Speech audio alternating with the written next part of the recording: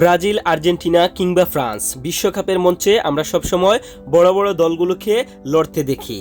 কিন্তু আপনি কি জানেন 2026 বিশ্বকাপে এমন একটি দেশ খেলতে যাচ্ছে যার মোট জনসংখ্যা একটি ফুটবল স্টেডিয়ামের দর্শকের ধারণ ক্ষমতার চেয়েও কম। মাত্র 1.5 লাখ মানুষের একটি ছোট দ্বীপরাষ্ট্র যারা ফুটবল বিশ্বে জন্ম দিয়েছে ইতিহাসের সবচেয়ে বড় রূপকথার। কিভাবে অসম্ভবকে সম্ভব করলো এই পুচকে দেশটি, জানতে হলে ভিডিওটি শেষ পর্যন্ত দেখুন। ক্যারিবিয়ান সাগরের বুক ছিঁড়ে যদি এমন এক জায়গায় পৌঁছানো যায়, সেখানে পা রাখলেই মনে হবে আপনি ইউরোপের কোনো প্রাচীন শহরে চলে এসেছেন। চারদিকে আদিগন্ত নীল সমুদ্র, অথচ শহরের বাড়িগুলোর নকশা হুবহু নেদারল্যান্ডসের আমস্টারডামের মতো। আজ আমরা আপনাদের নিয়ে যাব এমনই এক অদ্ভুত সুন্দর এবং রহস্যময় দ্বীপে, যার নাম হচ্ছে কুরসাও। কেন এই দ্বীপের বাড়িগুলো এত রঙিন, আর কিভাবে ক্যারিবিয়ানের বুকে গড়ে উঠল এই মিনি ইউরোপ। কুরসাওয়ের সবচেয়ে বড় আকর্ষণ হলো এর রঙিন বাড়িগুলো। কিন্তু কেন এই বাড়িগুলো এত রঙিন? এর পেছনে রয়েছে 1800 শতকের এক অদ্ভুত ইতিহাস। সেই সময়ে দ্বীপের গভর্নর জেনারেল আলবার্ট কিকার্ড দাবি করেন সূর্যের আলো সাদা দেয়ালে প্রতিফলিত হয়ে তার চোখে তীব্র মাথা ব্যথার সৃষ্টি করছে। তাই তিনি আইন করে শহরের সব বাড়ি রঙিন করার নির্দেশ দেন। তবে মজার বিষয় হলো, পরবর্তীতে জানা যায় ওই গভর্নরের একটি পেইন্ট কোম্পানির শেয়ার ছিল, অর্থাৎ নিজের ব্যবসার লাভের জন্যই তিনি পুরো শহরকে রঙিন বানিয়ে দিয়েছিলেন। কুরসাওয়ের এই রঙিন সৌন্দর্যের আড়ালে লুকিয়ে আছে এক অন্ধকার অতীত। 1499 সালে স্প্যানিশরা প্রথম এই দ্বীপে পা রাখে। পরে 1634 সালে ডাচ ওয়েস্ট ইন্ডিয়া কোম্পানি এর নিয়ন্ত্রণ নেয়। ভৌগোলিক অবস্থানের কারণে কুরসাও হয়ে ওঠে আন্তর্জাতিক দাস ব্যবসার অন্যতম প্রধান কেন্দ্র। আফ্রিকা থেকে হাজার হাজার মানুষকে বন্দী করে এখানে আনা হতো এবং ক্যারিবিয়ানের অন্যান্য জায়গায় বিক্রি করে দেওয়া হতো। 1863 সালে এখানে দাসপ্রথা বিলুপ্ত হয়, যার ক্ষত আজও এই দ্বীপের ইতিহাসে মিশে আছে। বহু সংস্কৃতির মিশ্রণে গড়ে উঠেছে কুরসাওয়ের সমাজ। এখানকার মানুষ প্রধানত 4টি ভাষায় কথা বলে: ডাচ, ইংরেজি, স্প্যানিশ এবং তাদের নিজস্ব ভাষা পাপিয়ামেন্টো। এই ভাষাটি আফ্রিকান পর্তুগিজ এবং স্প্যানিশ এবং ডাচ ভাষার এক অদ্ভুত মধুর মিশ্রণ, যা পৃথিবীর আর কোথাও শুনতে পাওয়া যায় না। বিশ্বজুড়ে কুরসাও নামের আরেকটি বড় পরিচয় আছে, তা হলো এর বিখ্যাত ব্লু কুরসাও লিকার। এই দ্বীপে জন্মানো এক বিশেষ ধরনের তিতকুটে কমলার খোসা থেকে এক নীল রঙের পানীয় তৈরি হয়, যা ককটেল প্রেমীদের কাছে অত্যন্ত জনপ্রিয়।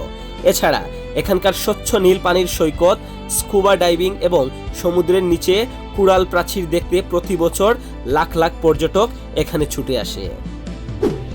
ক্যারিবিয়ান সাগরের ছোট দ্বীপরাষ্ট্র কুরসাও বর্তমান বিশ্বে ফুটবলের অন্যতম এক বিস্ময়। মাত্র 1,60,000 জনসংখ্যার এই দেশটি ফুটবল ইতিহাসে এমন এক রূপকথার গল্প তৈরি করেছে যা অনেক অনেক বড় দেশ তা করতে পারেনি। সেই দিকে হিসেব করলে আপনি চীন, বাংলাদেশ অথবা ইন্ডিয়া, পাকিস্তানের মতন বড় বড় জনসংখ্যার দেশ তা করতে পারেনি, সেটা আপনার মাথায় আসতেই পারে।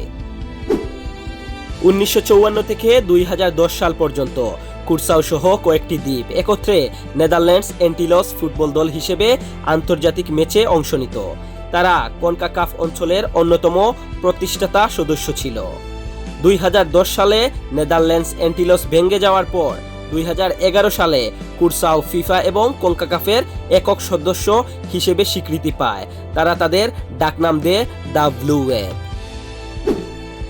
শুরুর দিকে কুরসাও ফিফা র্যাঙ্কিংয়ের অনেক পিছিয়ে ছিল। 2003 সালে তাদের র্যাঙ্কিং ছিল 188, কিন্তু তাদের ভাগ্যের চাকা ঘুরে 2015 সালে। ডাচ কিংবদন্তির আগমন 2015 সালে বার্সেলোনা এবং ডাচ ফুটবল কিংবদন্তি প্যাট্রিক ক্লুইভার্ট, যার মা ছিলেন কুরসাওয়ের নাগরিক, সেই সূত্রে তিনি দলটির প্রধান কোচের দায়িত্ব নেন। ক্লুইভার্ট নেদারল্যান্ডসের ঘরোয়া লিগে খেলা এমন সব ফুটবলারদের খুঁজে বের করেন যাদের বংশোদ্ভূত শিকড় ছিল কুরসাও দ্বীপে। তিনি ডাচ একাডেমি থেকে উঠে আসা প্রতিভাবান খেলোয়াড়দের কুরসাওয়ের হয়ে খেলার জন্য রাজি করান। এর ফলে দ্রুত গতিতে তাদের টিম একটা শক্ত টিমে পরিণত হয়। 2017 সালে তারা শক্তিশালী জ্যামাইকাকে 2-1 গোলে হারিয়ে প্রথমবারের মতন ক্যারিবিয়ান কাপ চ্যাম্পিয়ন হয়।